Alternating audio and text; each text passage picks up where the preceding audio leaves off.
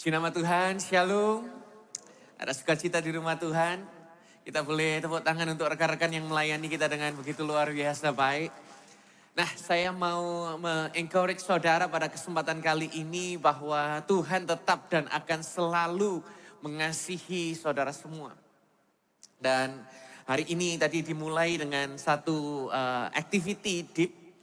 Dan saya merasa bahwa terkadang lebih dari semuanya, itu tadi tidak janjian sama slide persepuluhannya. Terkadang kita menempatkan Tuhan itu di posisi bagian terakhir. Tapi biarlah pada kesempatan kali ini sebelum beribadah pun kita mengutamakan Tuhan sebagai prioritas.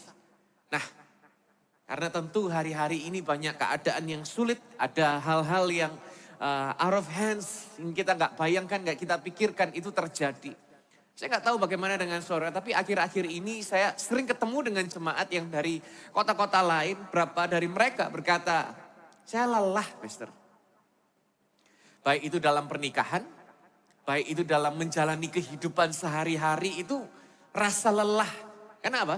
Ada momen-momen di dalam hidup kita yang mungkin kita nggak pernah ucapkan. Karena kalau kita ucapkan kayaknya kita itu kok kalah ya. Masa gini aja mengeluh, kok rasanya kok nggak bersyukur ya. Masa kena begini aja terganggu.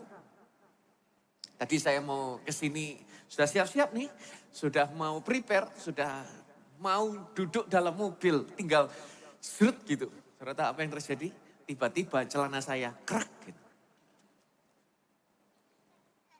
Langsung dalam hati, ini apa? Ini ceritanya mau datang ke gereja kok celananya robek, ini ya apa ini cerita? Lari lalu cari ke koper dan lain sebagainya. Enggak menemukan, makanya tadi saya di dipnya tidak sempat hadir.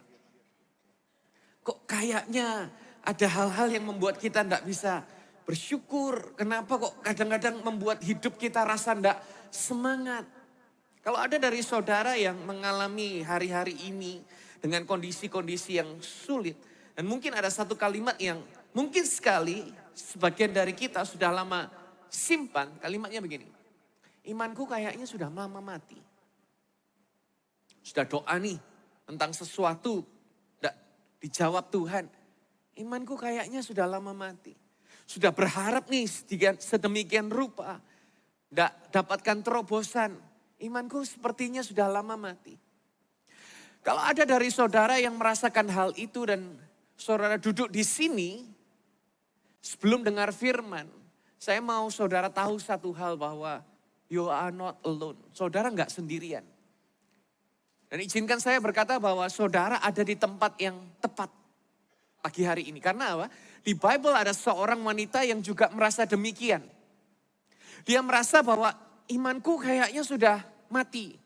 Walaupun dia gak pernah cerita secara gamblang, gak pernah mengungkapkan koar-koar, teriak bahwa imanku sudah enggak.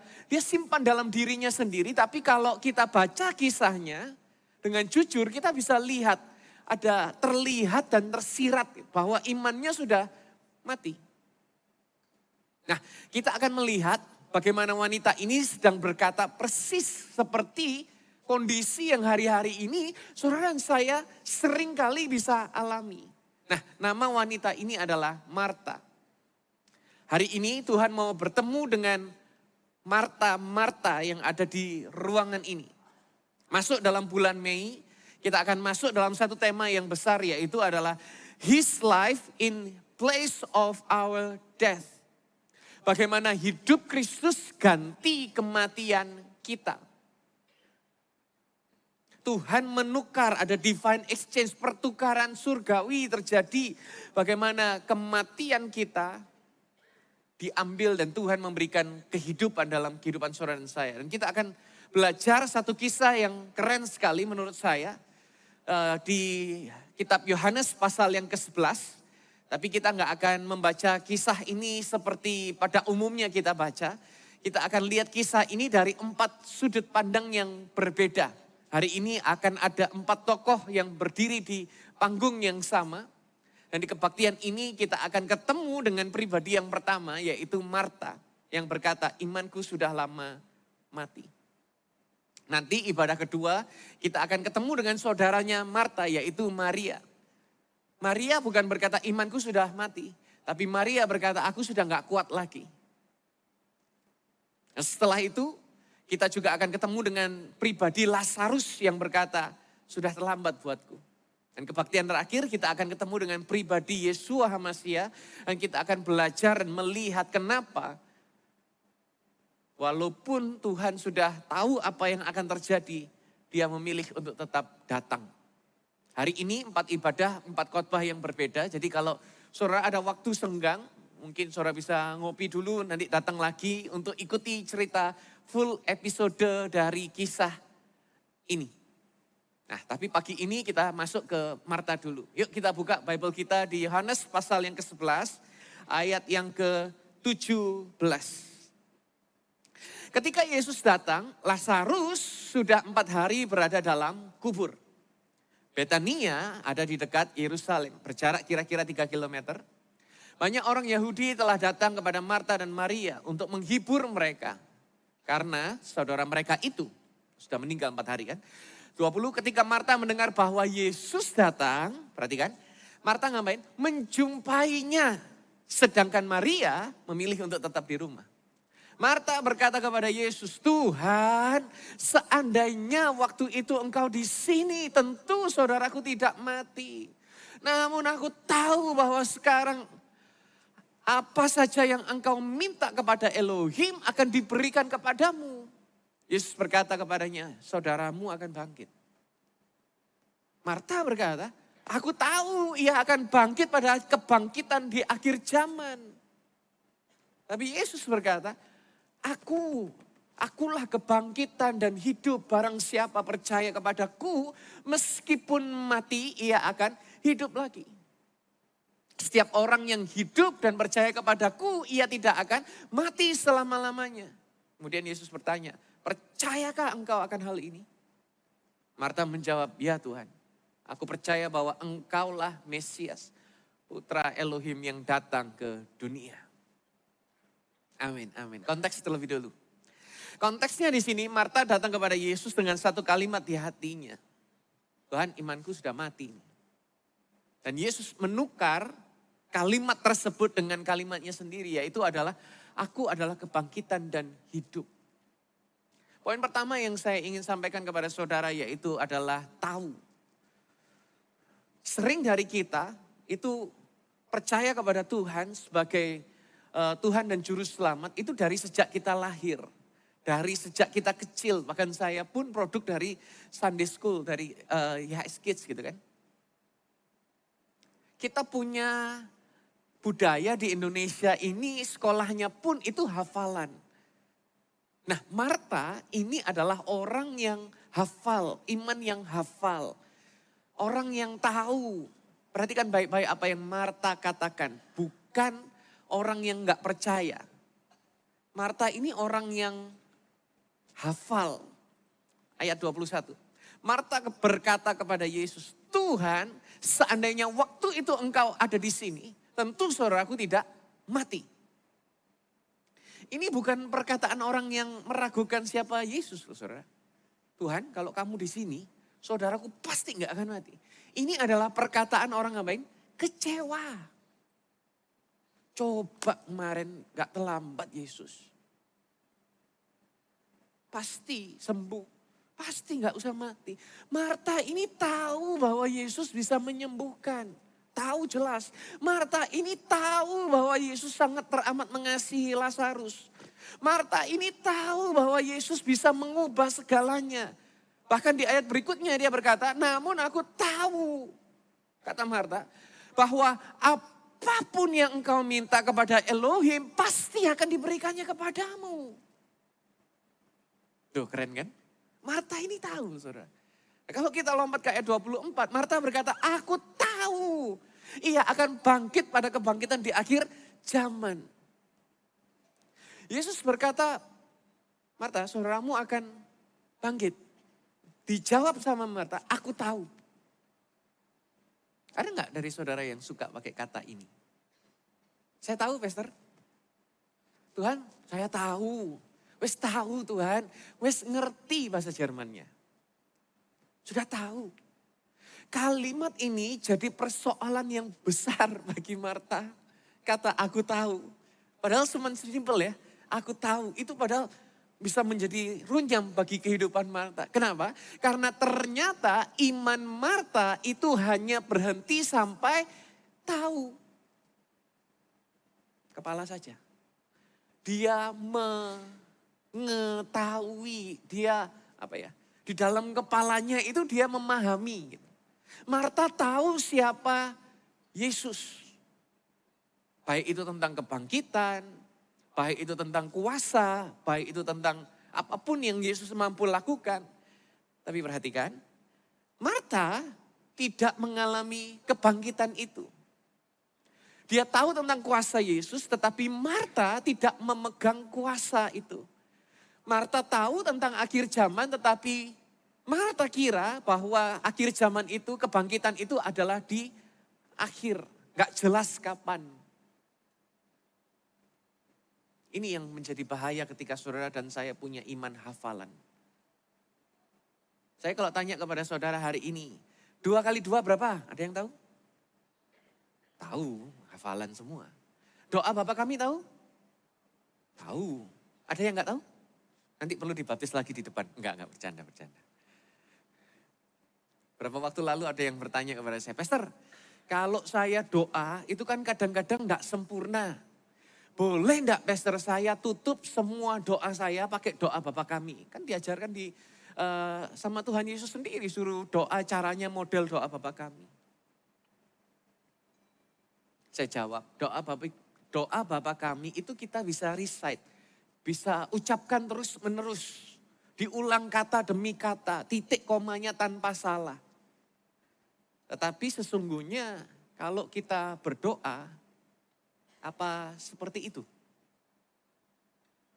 Kalau saudara berdoa kira-kira kalimatnya sama terus, pakai patternnya kayak begitu terus atau ganti-ganti? Ganti-ganti kayaknya ya. Nah, kalau kita terpaku kepada liturgi dan cuman kata tahu, saudara bisa nangkap apa yang saya mau coba sampaikan? Apa yang terjadi? Maka iman kita hanya sekedar iman hafalan. Iman kita itu hanya sekedar liturgi. Iman kita hanya sekedar apa yang kita tahu. Iman yang hafal adalah iman yang tahu jawabannya. Ini loh. Jadi saya katakan 2 kali 2 saudara tahu jawabannya. Doa Bapa kami saudara tahu jawabannya. Iman yang hafal sama dengan iman yang tahu jawabannya. Tapi sudah tidak ada lagi rasa. Kita bisa tahu ayat di Bible, apapun ayatnya yang keren-keren, yang terkenal-terkenal, pasal berapa, ayat berapa, per kalimat titik komanya di mana. Kita bisa tahu doktrin di luar kepala kita. Mungkin ada dari saudara yang bahkan lebih jauh hafal ayat daripada saya. Mungkin dari saudara ada yang jauh lebih paham doktrin lebih daripada saya. Tapi apakah itu menjadikan iman kita jadi iman hafalan?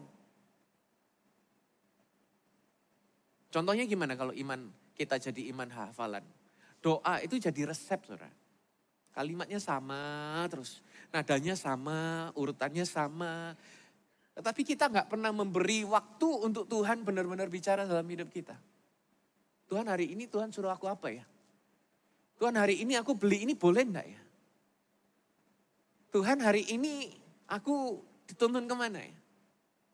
Kalau iman hafalan doa jadi resep. Iman hafalan firman itu menjadi informasi aja. Seperti baca berita. Oh ya hari ini firmannya suruh ngampuni. Oh ya hari ini firmannya disuruh berdoa. Sekedar tahu. Tapi kalau saudara baca berita, gak benar-benar ada yang berubah dalam kehidupan kita. Iman hafalan itu ibadah seperti ini pun adalah kebiasaan. Hari Minggu ya ibadah, nyanyi. Karena semua nyanyi ya kita ikut-ikutan nyanyi, dengar khotbah ya dengar. pulang minggu ya begitu aja. Bahkan kemarin saya ketemu dengan seorang yang kalau sementara ibadah dia nggak suka lagunya, dia pakai TWS, saudara. Kalau khotbahnya jelek katanya, saya pakai TWS, pastor. Cari khotbah yang lebih bagus, tapi saya ada di ibadah. Tapi dengar khotbah orang lain. Saya mau berkata bahwa semuanya mungkin saudara kira menjadi benar karena apa? Itu menjadi hafalan. Konkretnya gimana? Konkretnya adalah satu kali ada seorang yang datang ke rumah sahabatnya. Kemudian dia lihat foto pernikahan. Dan sementara dia lihat foto pernikahan tersebut, yang terjadi yaitu adalah dia ingat menikahnya tanggal berapa, ditanya, dites gitu kan. Ingat gak nikahnya tanggal berapa? Ingat, tanggal begini, dekornya begini, makanannya begini, artisnya ini, yang memberkati ini, tamunya ini. Ingat semua dia, hafal. Kalau para bapak-bapak saya tanya hari ini, ingat tanggal anniversary pernikahan? Ada yang ingat, ada yang tidak. Jadi dia ini ingat semua konteksnya, saudara.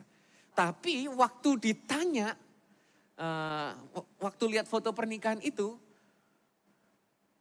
dia bisa jawab, waktu ditanya kapan terakhir kali kamu ngedate sama istrimu? Dia nggak bisa jawab, iya ya. Kok aku lupa ya kapan terakhir kali ngedate sama istri ya?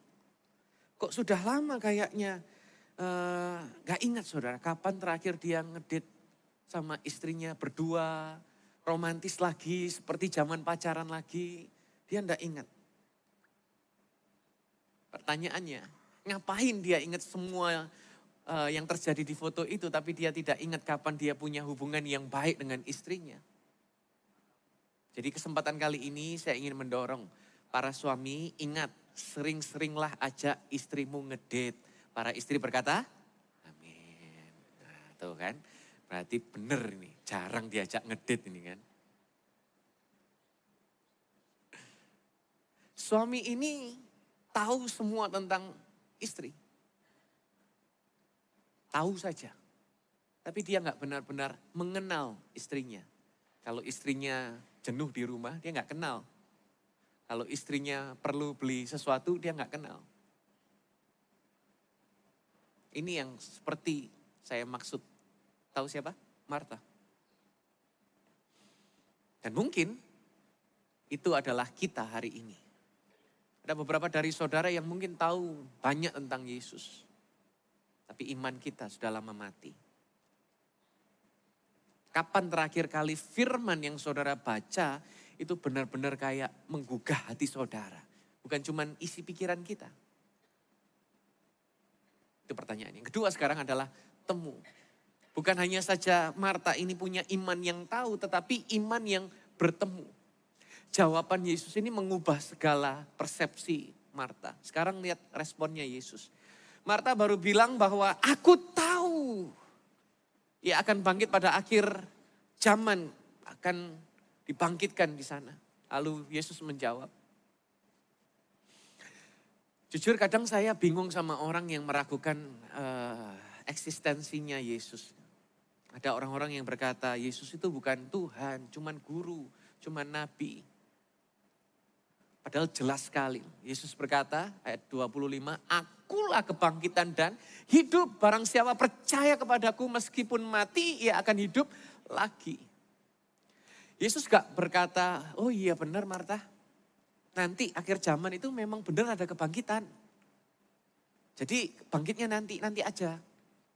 Oh benar Marta, doktrinmu 100 good job. Enggak, Yesus gak berkata demikian. Yesus berkata, Marta, lihat saya. Lihat aku. Aku kebangkitan yang kamu tunggu di akhir zaman. Sedang berdiri di hadapanmu sekarang ini loh. Yang kamu tahu, yang cuman kamu tahu, ini ada pribadi yang di depanmu. Nah ini jawabannya ada di depanmu sekarang ini loh. Hidup yang kamu harapkan suatu hari nanti kelak, itu sedang menatap matamu saat ini juga ini loh. Dan Marta yang berkata ia akan bangkit. Di akhir zaman Yesus berkata, aku adalah kebangkitan dan menjadi pribadi yang bisa memberi solusi. Sementara Marta tinggalnya itu di masa depan. Cuman bisa melihat, membayangkan besok. Tapi Yesus menarik kembali kepada detik itu. Marta bicara peristiwa, Yesus berbicara tentang pribadinya. Ini beda iman hafalan dari iman yang hidup. Iman yang hafalan itu berpegang cuman kepada informasi. Nanti akan dolar akan 20.000, BTC akan jatuh. Akan. Tapi iman yang hidup itu berpegang kepada pribadi Yesus Kristus. Saya pernah membaca sebuah quotes yang keren sekali dari seorang yang bernama C.S. Lewis. Dia berkata begini, apa bedanya orang yang lihat matahari dengan orang yang bisa melihat semua karena matahari? Lihat matahari itu tahu kalau silau. Gitu. Terang silau, kalau saudara lihat matahari bahkan bisa melukai mata. Silau. Sore-sore gitu sementara saudara bawa kendaraan, kalau kena cahaya matahari silau. Tapi ada perbedaan dengan orang yang bisa lihat segala sesuatu gara-gara matahari. Matahari ini membuat terang, matahari membuat semua kelihatan. Matahari membuat kita nggak meraba-raba. Nah, Marta lihat Yesus itu seperti matahari yang jauh. Kayak kita saudara lihat matahari. Kuasanya di akhir zaman, kita nggak tahu kapan bisa sampai ke matahari. Tapi Yesus mau Marta lihat Yesus itu bukan hanya pribadi Yesus, tapi dari pribadi Yesus semuanya menjadi terang. Karena ada Yesus, terang yang Yesus beri bisa membuat semuanya menjadi jelas.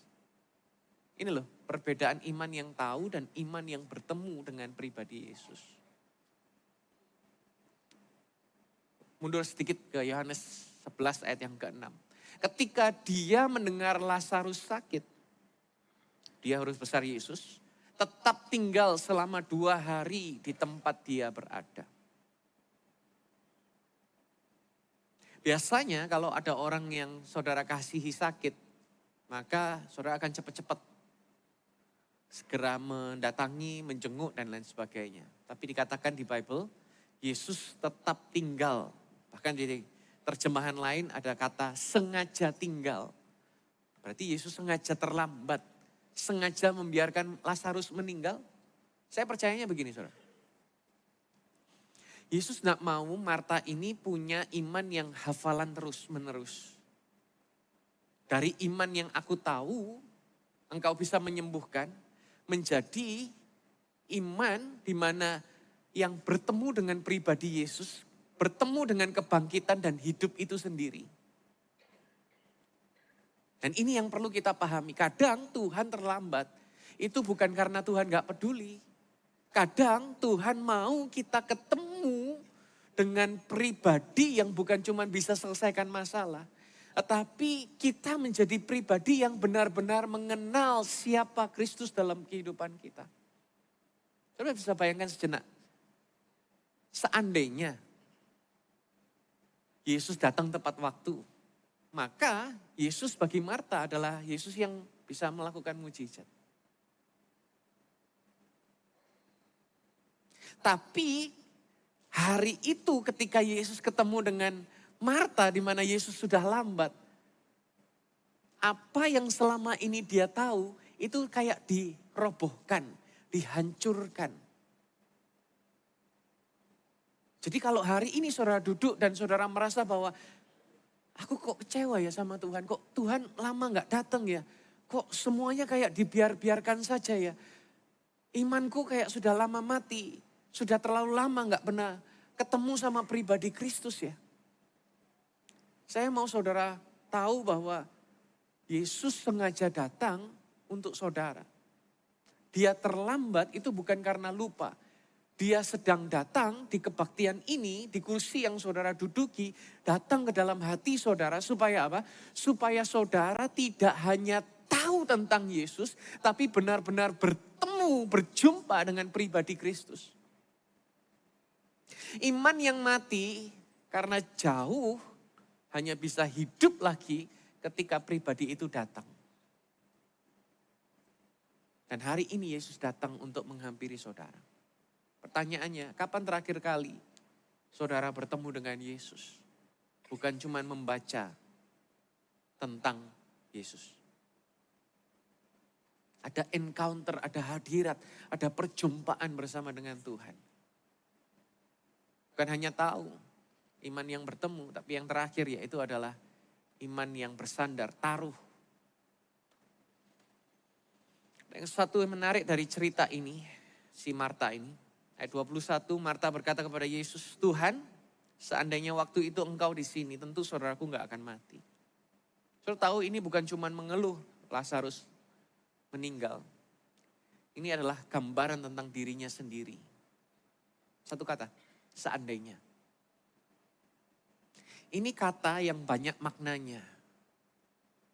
Saudara pernah dengar ketemu orang yang suka ngomong seandainya, tapi ekornya ke tempat lain. Seandainya ya aku dulu gak ini ya, mungkin aku sekarang kaya. Seandainya ya aku dulu begini ya, mungkin aku lebih bahagia. Seandainya ya. Ini yang dilakukan Marta waktu berkata seandainya. Tuhan terlambat. Waktu kami butuh engkau, gak ada. Mati Tuhan.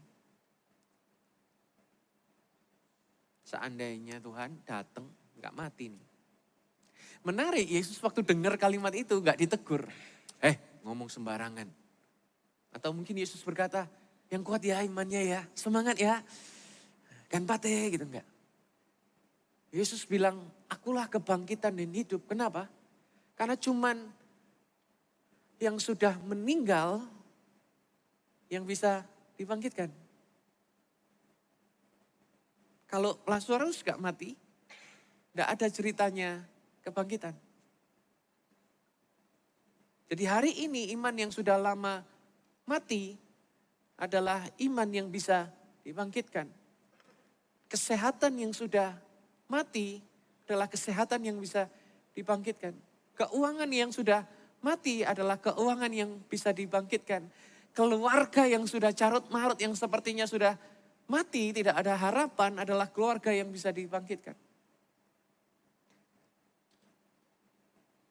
Ini bukan akhir cerita daripada perjalanan iman kita, saudara. Tapi momen ini adalah momen di mana Yesus sedang mau memulai sesuatu yang baru dalam hidup saudara dan saya.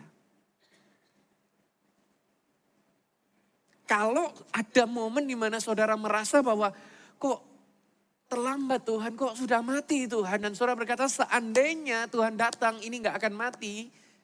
Tapi kabar baiknya adalah kalau itu gak mati, saudara dan saya gak akan pernah melihat bahwa itu bisa dibangkitkan. Yohanes 11 ayat 26 di sana dikatakan, setiap orang yang hidup dan percaya kepadaku, ia tidak akan mati selama-lamanya. Kemudian Yesus bertanya, percayakah engkau akan hal ini? Pertanyaan yang sama untuk saudara semua. Percaya enggak saudara bahwa Yesus sanggup membangkitkan? Bukan cuma Yesus berkata, aku kebangkitan dan hidup, tapi setiap orang yang hidup dan percaya itu tidak akan mati selama-lamanya. Dan sengaja Yesus berkata, percayakah engkau akan hal ini? Ini personal saudara. Saya mau ceritakan saudara tentang Yesus sampai berbusa. Tapi kalau saudara dalam hati tidak percaya, tidak akan terjadi apa-apa. Yesus gak berkata, oh teologinya harus benar dulu. Oh harus setuju dengan pernyataan tadi. Yang ditanya ke Marta yaitu percaya gak engkau sama hal ini. Dengan kata lain, Marta harus meletakkan imannya di sebuah tempat. Sebelumnya dia cuma tahu, sebelumnya dia cuma hafal. Sekarang iman hafalan sudah gak bisa berfungsi. Gak bisa jawab pertanyaan ini. Percaya gak kamu sama hal ini? Karena ini sudah bukan lagi tentang tahu. Ini sudah level berikutnya menuntut Marta harus benar-benar surrender, meletakkan imannya, menempatkan imannya. Apa arti taruh sih?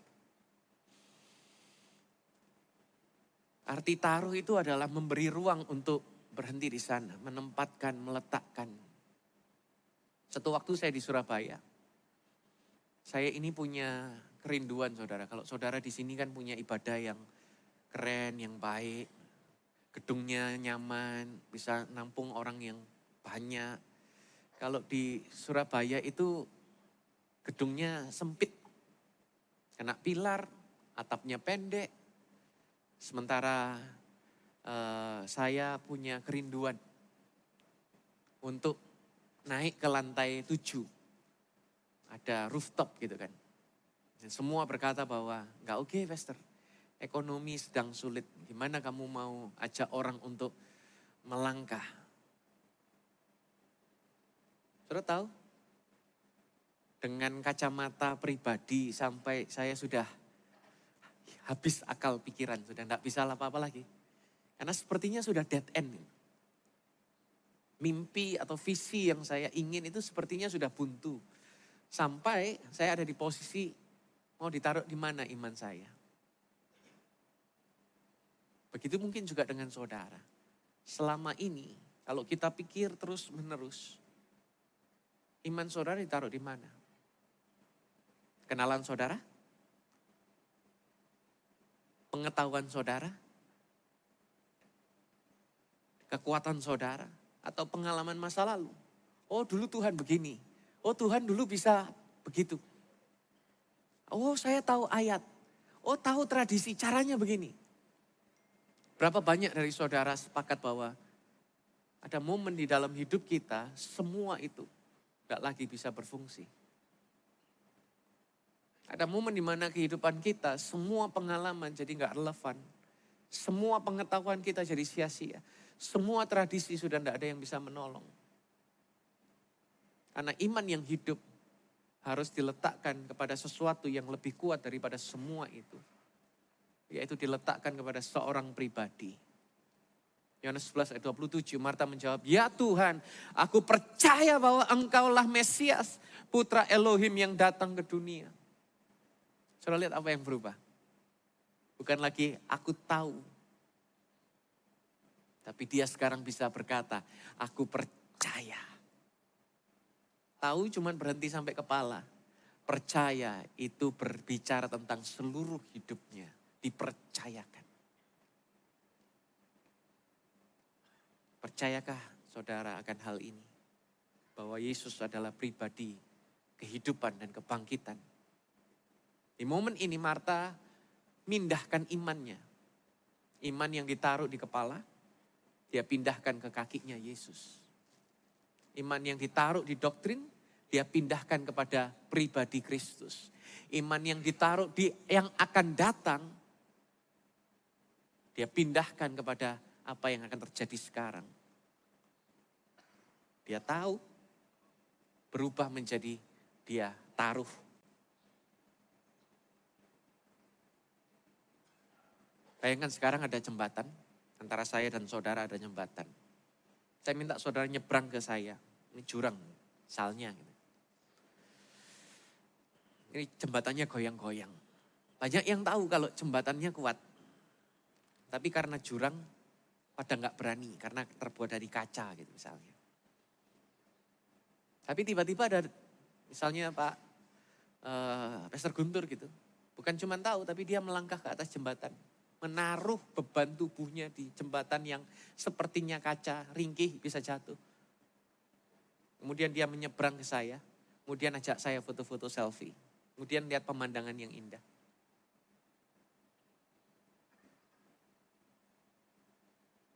Kenapa saya ceritakan ini? Karena banyak yang tahu.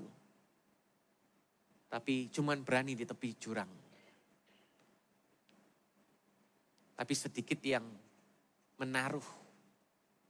Begitu juga dalam hidup kita.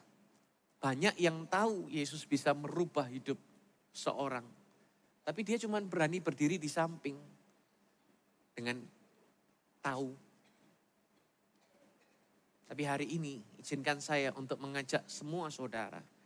untuk menjadi pribadi yang taruh, meletakkan iman saudara kepada pribadi Yesus Kristus. Saudara pernah lihat seorang anak yang ketiduran di mobil? Ada dari anak saudara yang pernah ketiduran di mobil? Waktu saudara naikkan ke kasur, saudara bangunkan dulu atau kalau nggak mau bangun diapakan? Diangkat gitu kan? Saudara gendong, saudara angkat, kadang-kadang sambil mulutnya terbuka. Nggak tahu, anak kecil itu kalau di mobil kok tidurnya lebih pules gitu ya. Satu waktu anak saya di mobil, saya bawa ke kamar, ya sambil mulutnya terbuka, sambil ketiduran, sudah waktu digendong dia mungkin masih mimpi, lagi kemana atau seperti apa. Dan yang menarik, waktu anak ini tidur, tak pindahkan dari mobil ke kamar, bocil itu enggak pegangan ke saya. Dia cuma bersandar, dia cuma nempel ke bahu yang gendong. Seluruh tubuh berat badannya di tangan si yang gendong. Kalau yang menggendong ini melepaskan, ya jatuh. Tapi kan yang menggendong gak pernah melepaskan pasti. Kalau saudara membayangkan mungkin anak saudara masih kecil lagi atau pernah gendong bayi. Saya ingin saudara melihat bahwa saudara di dalam kacamata Tuhan itu seperti demikian. Gambaran iman yang hidup itu seperti itu. Bukan iman yang kerja keras. Bukan iman yang pegang erat-erat. Gandolan yang erat gak mau melepaskan gitu. Enggak. Tapi iman yang bersandar. Seperti anak kecil ini yang digendong cuma bersandar aja. Meletakkan semuanya kepada si penggendong. Mungkin hari ini kita gak bisa pegang Yesus erat-erat. Tapi hari ini saya pastikan saudara bisa menaruh seluruh beban hidup saudara kepada Kristus. Dan jaminan dia tidak akan melepas. Tidak akan pernah membiarkan. Kasih-Nya senantiasa akan memegang saudara apapun yang terjadi dalam hidup saudara. Yohanes 10 ayat 28. Dan aku akan memberikan hidup kekal kepada mereka dan mereka pasti tidak akan binasa. Tidak seorang pun akan merampas mereka dari tanganku. Bapakku yang telah memberikan mereka kepadaku lebih besar dari siapapun. Dan seorang pun tidak dapat merampas mereka dari tangan Bapakku. Kan saya yang ngomong Bible. Tapi harapan saya jangan cuma tahu ayat ini. Tapi benar-benar terjadi dalam kehidupan saudara dan saya. Marta di kuburan. Sementara melihat Lazarus yang sebegitu dia kasihi dan sudah meninggal. Dia datang dengan kalimat, imanku sudah lama mati. Tapi Yesus datang. Yesus tidak tinggalkan Marta dengan kalimat, imanku sudah lama mati. Yesus datang dengan kalimat untuk merubah apa yang selama ini dipercayai Marta. Yesus berkata, aku adalah kebangkitan dan hidup. Dan di situ pertukaran surgawinya. Bukan kita yang harus hidupkan imannya, semangatnya, passionnya. Bukan kita yang harus kerja keras. Supaya kita cinta Tuhan lagi. Aku kok gak kayak dulu ya pastor ya. Cinta mula-mula, semangat melayani begini dan begitu. Dulu kalau saya doa itu semalam suntuk gitu kan. Kalau sekarang kok cuman suntuknya aja, gak ada doanya. Izinkan saya berkata, saudara cuman perlu datang. Dan izinkan Tuhan nukar apa yang mati dalam hidup kita dengan kebangkitan dan hidup yang Tuhan berikan dalam hidup saudara dan saya. Dan supaya itu benar-benar terjadi, Yesus harus naik di atas kayu salib. Dia harus mati. Karena dia akan dibangkitkan. Sehingga dia menjadi pribadi yang mampu menjadi kebangkitan dan hidup bagi saudara dan saya. Setuju katakan amin? Setuju katakan amin? Conclusion sekarang. 3T, tahu. Sering kita mulai dengan iman yang hafal. Tapi izinkan kesempatan pagi hari ini. Kita memiliki bertemu. Iman yang bertemu dengan pribadi Kristus. Bukan cuma bertemu. Setelah kita bertemu dengan Yesus, kita taruh iman kita, iman yang bersandar kepada Yesus. Hari ini saya mau ajak saudara lakukan satu hal. Kalau hari ini saudara duduk di sini, dan saudara jujur, benar-benar jujur. Kalau ada dari saudara yang berkata bahwa Pastor, imanku sudah lama mati. Aku cuma bisa datang ke gereja tapi mati. Saya minta bahwa gak perlu diucap, gak perlu ditutup-tutupkan lagi.